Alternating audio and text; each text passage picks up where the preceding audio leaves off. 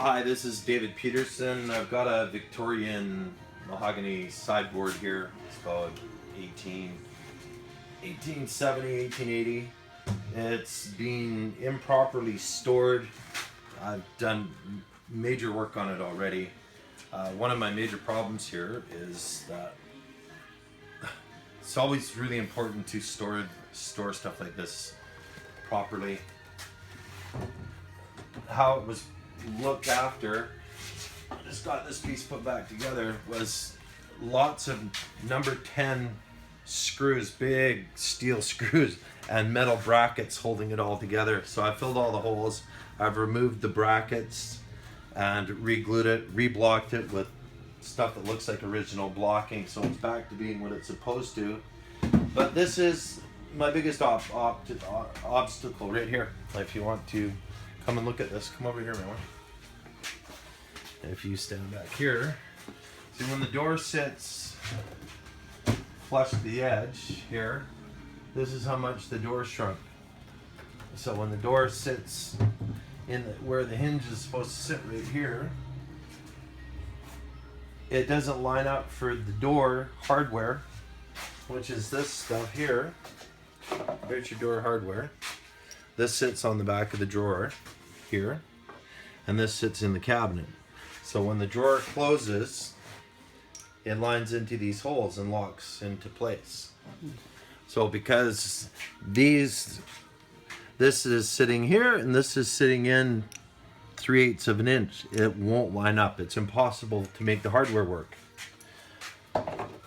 So what I'm gonna have to do is, sorry for running back and forth all over the place, is I'm gonna, watch you don't back into the top, I'm going to slide the door over part of the way, re-drill the holes on the back of the drawer here, because it's the only thing reasonable I can do without going too crazy, is just fill these holes, re-drill new holes right beside it, and then slide these hinges over as far as they can. This one has about a 1/16 and this one's almost flush already. That is the only thing that can do. This thing was stored in cold storage, and we'll have a look right now. This is the back, come here. This is the back piece. Stay right over there. I'm taking, this piece is being taken, all the escutcheons, all the appliques being taken off. It's solid wood, right? Beautiful stuff. So I've taken it all off, but this is what happens when you put stuff in cold storage. You see that? Can you see the work? Yeah. So the only way to fix this piece that we had talked about with the owner, I would like to, well, you keep the finish on it anyway, but I'm gonna put some kerfs in here. Oh, and then add the pressure, steam it a little bit, and get this pliable without hurting the finish here, the original finish, and take some of the pressure off with kerfing it, and get this back down, fill the kerfs in, add some spines on the back to hold it into place, and train it back into position. That is all you can do when you get something this badly curved. Yeah. So that's it.